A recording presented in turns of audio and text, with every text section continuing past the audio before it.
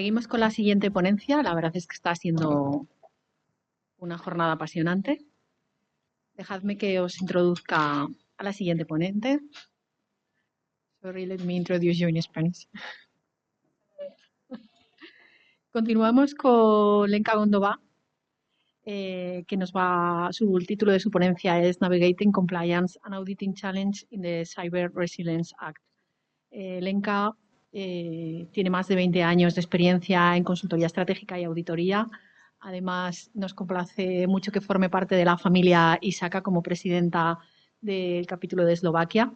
Lenka tiene muchísima experiencia participando en el comité de TI, representando a la comunidad profesional en temas de normalización, traducción, preparación y revisión de estándares en TI. All yours. Gracias. Can you hear me well? Very good. Hola, ¿qué tal? Hi, how are you? I hope you are not too much hungry yet or too much tired yet. So we had a break. All is okay. Good. What is the topic of today? Is here on this list of points. First, I would like to make some introduction of the topic, and after I will introduce myself. It has some meaning. You will see why. Of course, we will talk about CRA. I will very briefly explain after a short while what is it and what does it mean for auditors. And by the way, how many auditors we have here? Okay. Definitely, I hope it's more people who would be interested, also not only auditors. And of course, I will talk about some challenges. So some challenges needs also some solutions. One of the possible solutions is information about funding from European Union that it will be part of this speech about the project Trust Boost especially. And then we do some conclusions together. So let's start. What actually we are talking about. Have you ever heard about CRA, Cyber Resilience Act? Or, okay, how many of you have heard? Lovely.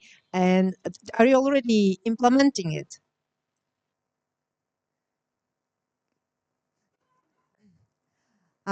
This is exactly the reason why I want to talk about this today.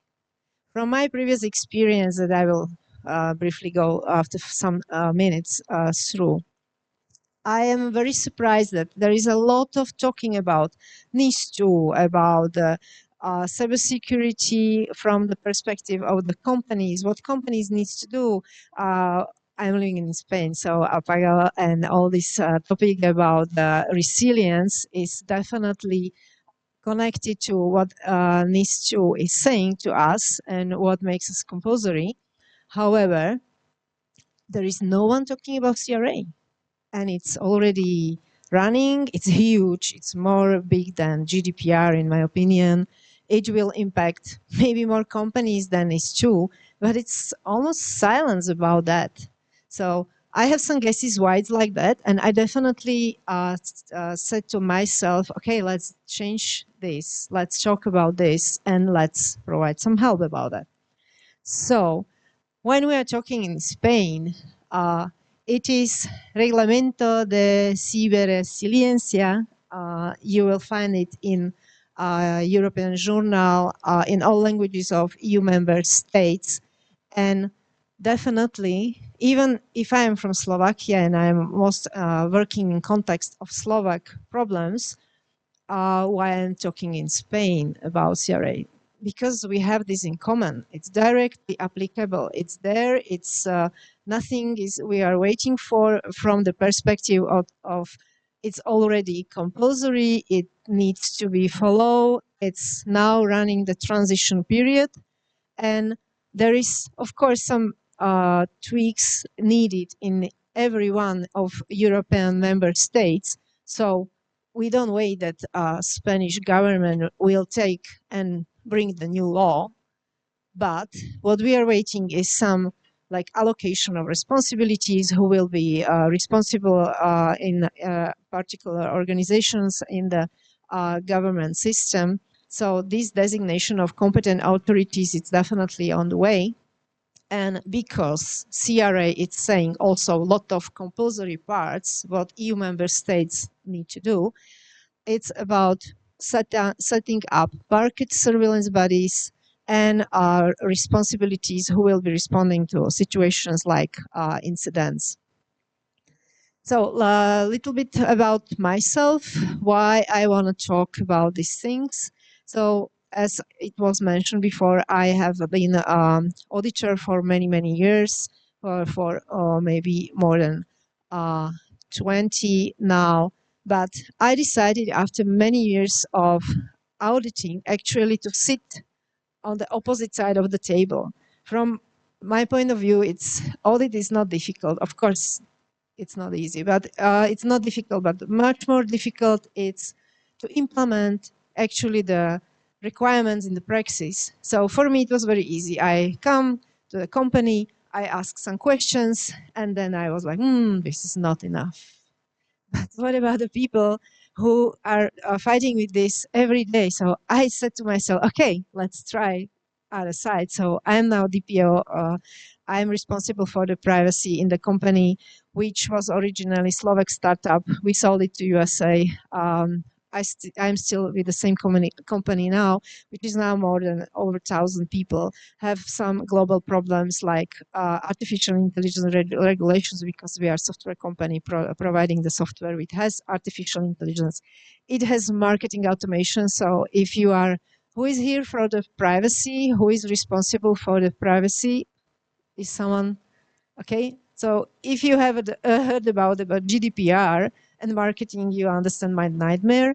So it's the automation software and sold in the older world, and it's in cloud. So for the previously auditor who was auditing mostly on-prem solutions, have this old school, I call it dinosaurs perspective of the audit, that you come to close perimeter, everything is very well secured, you have access rights, you have the you are like protecting the network, you have perimeters, everything is clear. But once clouds are in the game, nothing from this is any more valid. So completely new way of auditing. So this is all that brought me the changing of sides of the table. So now I'm responsible for implementing also the AI privacy connected measures. So why I think I can talk about CRA. So first, CRA is something which is completely new, bringing new perspectives. And before, I was helping Slovak NSA to implement many changes, like, for example, auditing of ADAS. Now, EU valid, again, will be something which will be needed to be audited, or cybersecurity auditors accreditation that Tomáš was talking about. It was like also needed to establish. So with these major changes, and I really believe CRA is the major change, same like NIS2 is major change, and all the cybersecurity regulation in Europe is something that maybe I can help.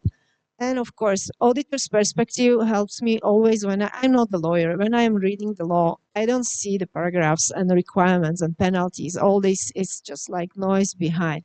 But I see the impact to practice. And I see, ooh, this will be huge. How someone can say, just implement this, because it's a lot of steps. You know how it is with GDPR. Simple terms, simple sentences, but crazy complicated to implement to practice, sometimes impossible. Similar things I see in CRA, so I want to talk about them. So I'm more oriented to practical implementation or meaningful implementation, because you know about sometimes going too far, it's too much expensive, or the risk itself. And of course, as a part of the cooperation with Slovak NSA, I am part of the European EU founded project, so I can say something about it. So I did a lot of different projects. Now I am helping consultants to get up to speed as part of the consulting with limited resources. I did many certification audits. Also, I am the now assessor for Slovak accreditation body, national accreditation body. And recently I did the study about EUCC certification schemes as an auditor for this. Now I'm working also mostly in non-profit and mentoring. Part of this is ISACA Slovakia, and I'm chair of Slovak ISO Standards Committee, which helps me actually understand what is coming in international standards in next 2 years. So let's talk about what does it mean for auditors, this CRA, what change, what disruption it will bring. So, and why we should talk about this? Actually, are you here people responsible for the company's internal compliance? If yes, who? All right. Are you doing consulting for companies implementing some kind of cybersecurity systems? Yes. All right. So maybe is here someone who is doing ISO 27001 security certifications audit? All this bringing the need to understand what's going on in the law. I never was like intended to, when I started to do area of IT or cybersecurity or compliance, whatever we call it, I never expect to read so many laws. And now we have the avalanche of they call it new legislation framework, European Union. So there is a lot now. By the way, CRA has like more than 200 normalized pages. When I was reading it, and I was like angry with myself. What? I'm old already. Why it's going so slow? I still didn't finish reading. And then I asked ChatGPT, okay, take this PDF. How many pages it is? 186. Okay, thank you very much. I'm fine. It's not the problem of the age. So it's just long. It's too much of it. And of course, there is many different things. And when you want to see through the lines to understand what actually should I do tomorrow with this, it's another level of understanding. So this I want to bring to you today. And definitely you need to know if you are doing internal audits, if you are in compliance, if you are implementing any kind of governance, you need to understand there is something who will be impacted. Okay, we will talk about them, when it will come into force, and how we should implement it at all. What should we do about it? So let's talk mainly about some juicy challenges, because first it's like always like a scandalo, interesting in news. You open news, there is Buena Noticia only one, and then there's a lot of scandalo. So that's the reason why I took challenges. You will remember, you will not sleep, I hope. And of course, it's impossible in short time to explain all. I'm doing the lectures on CRA for 4 hours, which is like maximum which I can be awake and concentrating. And then definitely it's difficult to also to listen to. And it's still like scratching the surface of the topic. So I want to point to some parts that you definitely should notice in here and understand what's coming. And here they are. So the first is the timeline. One of the reasons, I guess, is that CRA gets very little attention, is that we are already bored and get used that from European Union there is something coming, and still not come. So we stop to pay attention. And this exactly happened with CRA.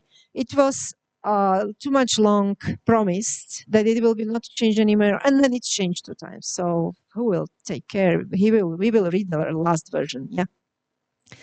Also, another reason why the timeline is a little bit challenging, in my opinion, is that there is a lot of backdoors left. We are already get used to, and I don't want to be like giving hates, but I'm leaving this, and there is a lot of unbaked cakes coming from European Union. Yeah. So of course, CRA is not different. You will read it one day maybe, and you will find every article you have the last sentence, and European Commission is entitled to change or to amend or to bring, or they should bring Implementation Act up to this timeline. This is exactly the same. We already are in the transition periods of 3 years. However, we still cannot start audits. Why? There is missing standards. We don't know the details. Why? Because we are waiting for implementation acts. So it's like wasting of this 3 years time. And maybe if we are all lucky, we will have the half time for serious implementation. That's another reason why I wanted to talk about this today, because even that, you can do a lot already today, and I will tell you what. I will very briefly go through the requirements, and they are challenges itself, and of course, impacts. So, why we slept over, and I personally slept over when it was published. I remember in the middle of November, like, oh, actually, CRA, really now, this time it's already published.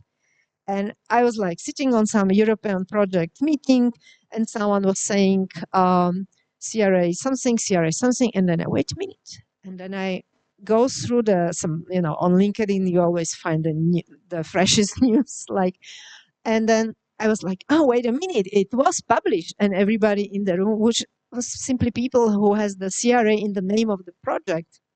So we are like deep into the topic. They were like, what? No, it's still waiting. No, wait, it was published already in the official journal. So we just waited too long, and then we didn't notice. Of course, it's already come, its transition period started.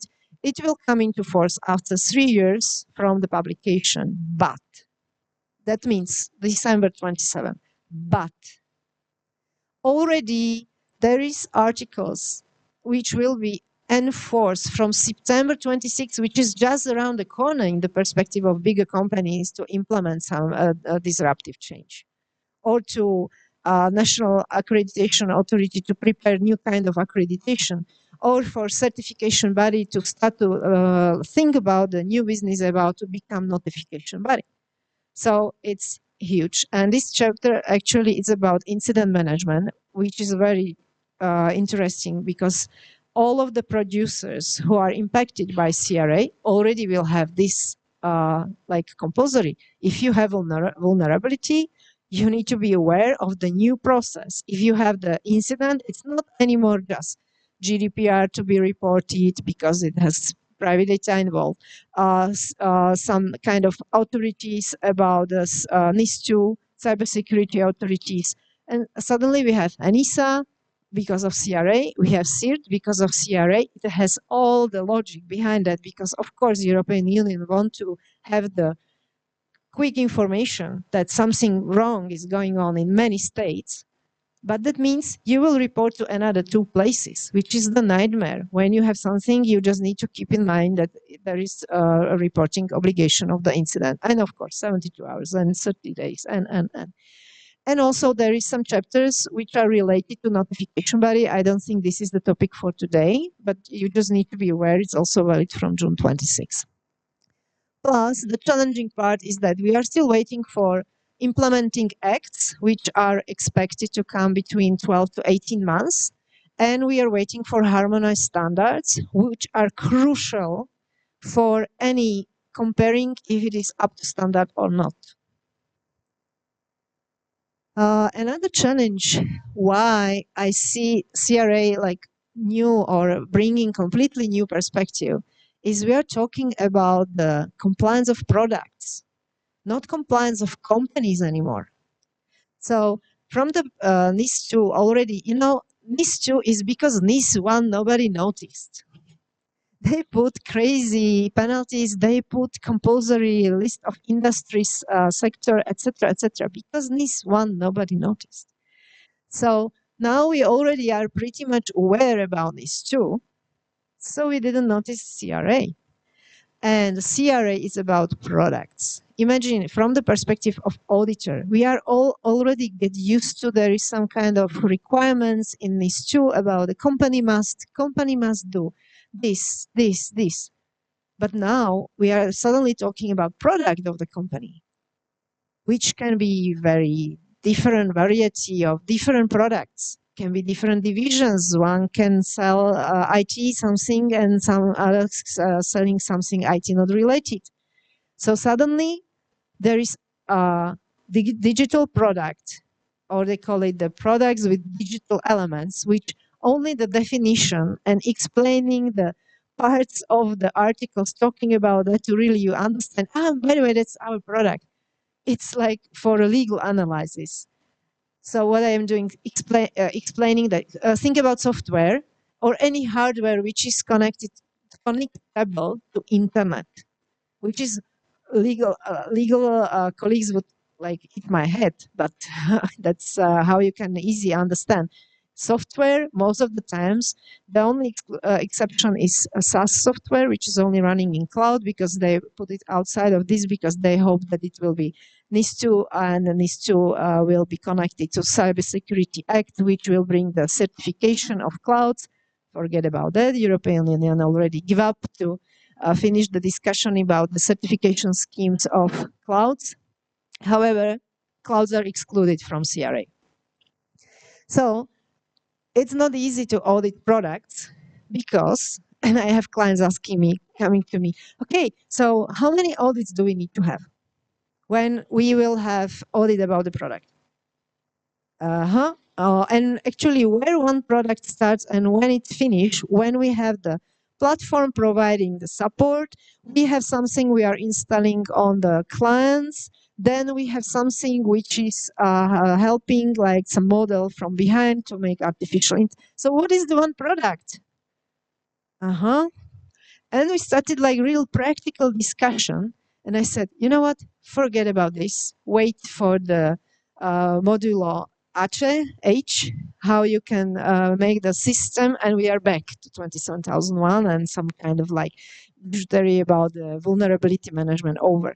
So I just stopped to ask money for consulting from them because I said it has no meaning to now try to scope the audit. So I think a lot of auditors will have a lot of fun to make the scope of the audit itself. Some kind of answer is in EUCC scheme. Who from you are aware European Common Criteria scheme for certification? Nada. Okay, it's a lot of fun, and don't you even try to go there. I was on the 5 days training, and Wednesday afternoon I got temperature 38 degrees, and I am 20 plus year like auditor. It's a nightmare. It's checking crazy things. The good news there, almost nobody will need to have this audit. Why? I will come to that. So what is CRA? Who it is impacting? Producers. Producers of products with digital elements. Any software developer, anybody implementing hardware together with software, anybody having hardware with firmware or some kind of operational system or some kind of management system. So the answer is almost everybody today. So not only those, but also distributors and importers. Very, very important. And this is just another big pile of the discussion for legal teams or for lawyers, where if you are selling Microsoft Office from USA in the box, are you CRA or are you not CRA like relevant? Yes. And you need to ask Microsoft to give you the certificate of EUCC. A lot of fun. Good luck. Because distributors are just like having the same obligations. They was told that you will get penalty if you import something which is not according to European rules. And importers the same thing. Then a huge reason for fun, always when I'm talking to developers in the company, it's very sensitive discussion, and it's open source. Because open source is like lifestyle, it's like the freedom, you are touching the nature of the purpose of the why they are living. So yeah, you should be responsible for open source is compliant and does not have problems. In practice, we can talk about the alcohol about this topic, because what else? Yeah. And of course, there is a lot of articles about what authorities need to do, how they need to make the surveillance system. This is the topic that I'm solving with NSA, like internal project to implement it. And that is also part of the other European projects which are not aimed to like open public, like the one that I will be talking about, because there is a huge topic. How, when you have unbaked something and still waiting for something, but you are obliged because the European Union will ask, they will come one day and say, okay, what did you do? What have you done in 3 years? 3 years, last 1 year, yeah? So authorities are also impacted. If you ever would like to take care of the topic CRA and you have no wish to read 186 pages, please read Annex 1. That's the most juicy part. That's the part which is saying actually, what does it mean, product, to be cybersecurity compliant, and has two parts. First is about product, and second is about the life cycle complete process about the vulnerability management. Believe me, I did a lot of ISACA audits. I did a lot of 27001 certification audits, but I very, very rarely saw anything about a solid vulnerability management process. And if you would like to, I have the comparison between the international standards about the vulnerability management and CRA, saying just standards, nothing. CRA is very concrete, very strong, very exact in the details, pushing somewhere where I never saw someone in the practice. So this will be very interesting. So I made it like one picture for you just to have the taste of the flavor, because there is crazy things. Product needs to know that it become into the state when it's insecure and needs to be reported and logged. And some other very interesting parts. However, it's there, and please take care. Of course, what about if we don't? Yeah, 15 million, 10 million numbers are flying to the sky. But not only that, there is big companies that they will just start to calculate in their systems with these penalties, because the implementation of the legislation is so complex and expensive. They just see it cheaper. This is another level in CRA, because you shall not put it on the market of European Union, or once you have the problem of something which somehow passed before, you should withdraw it from the market of European Union. You can imagine the damage on the brand or damage of the loyalty of clients if you are withdrawing some product. Would you ever buy Mercedes if they call and withdraw all Mercedeses in 1 year or something like that? Never you would ever come back to the brand. So there is also not monetary impacts. And of course, when I was reading all these requirements, I was saying, okay, forget, we will not do this. So yeah, loss of business opportunities, loss of trust, or you will have the authorities coming, knocking the door and coming asking questions. Not nice also. This is one slide that I create with the question, is everybody compulsory to have the audit? This is maybe one takeaway. If you would remember one thing from CRA after today, is about that most probably not. Because there is general requirements for all companies who is doing something with the products with digital elements, like producers, importers, distributors, or open source users, etc. But not all are in the annexes where is listed products. They call it important and critical products. And this is a lot of like, noise about when you read something. You will always hear just extreme parts. So these are those extreme parts, definitely. And it's a lot of obligations for the audit. And I'm not far. The third party audits are only for those. You can see it very clearly on the right side. The funny part is European Union can change this. This is one of the things why you need to keep an eye on the European Journal very much. And also, if you see the first line, you can do self-assessment to actually obtain the CE mark, which is compulsory step if you want to introduce something on the market of European Union. What's new is that CRA is bringing the topic of cybersecurity to CE mark. And in the first line, you can see you can do self-assessment even for part of important products if you are aligned with harmonized standards, which is the juicy part. We are waiting for harmonized standards. So what about some solutions? Actually, we are not really waiting so much for many things. How it was looking at the beginning.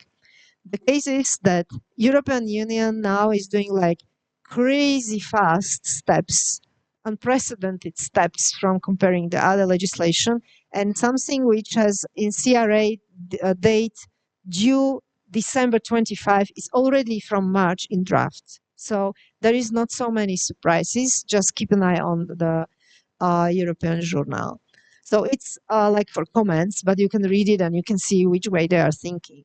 Also, ENISA did a very nice study, and it is here the name. You can Google it very quickly after according to the name, which is listing existing standards.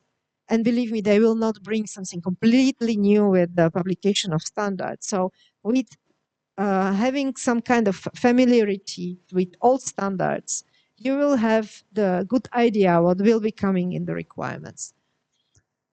And they are coming fast. We already get the request as an ISO committee in Slovakia. Every country has this kind of committees, and the system is like that, that it's already request to produce the standard. And it's a long list. Again, it's something which is like draft of implementation decision, where you can see which areas of standards are coming, and then they're like under preparation. So this report is about the applicable technical elements of the EUCC, which is that crazy, huge framework for auditing. It's coming from common criteria, the materials about the requirements. There is 5 ISO standards, which is like containing this material is more than 500 pages. So it's too much detail and too much of the volume. However, it's saying about this rightmost line of the products if they are listed in the annexes. So some part of the solutions you can find also participating in European projects. You have the QR code, you have the name. Under this name, you will find the information about this. It consists of the many countries participating, Slovakia one of those. What is the most important for you is that you can be part of the pilots projects if you would have the interest, and there will be CyberBoost platform design as a part of the project, which means it will be support for the whole process of certification and checking which certificate about products are there, and for auditors to make the audit, etc.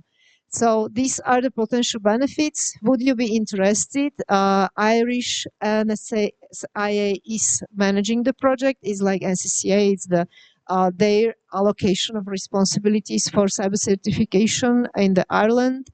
And of course, what to do with this?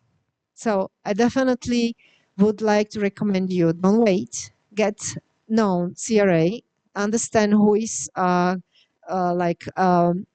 for who it is compulsory, what is the classification of the products for the company, if they're just with digital elements or they are in the list for important and critical, and watch for updates, implementing acts, harmonized standards, European projects. There is every day I see something on LinkedIn that I never heard about, and they are saying, okay, you can create the standards, you can create the process, you can create the documentation. Thank you very much. And if you are close to Los Pueblos in Denia, maybe see you on the beach.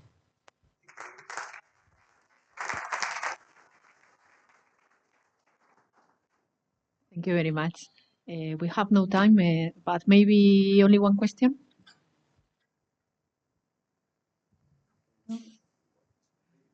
Okay, up. One question.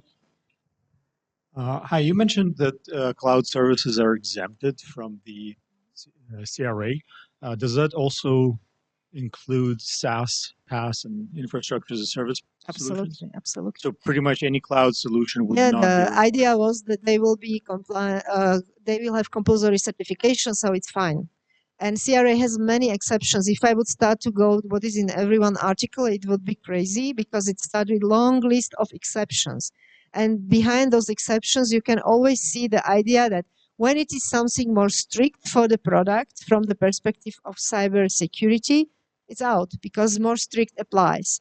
But European cloud scheme is so dead for now. So we are waiting what will follow. So every time we are asking internally between the authorities of Europe that what will follow with UCS cloud certification. Oh, they say, shh, we come to back later. So. Thank you very much.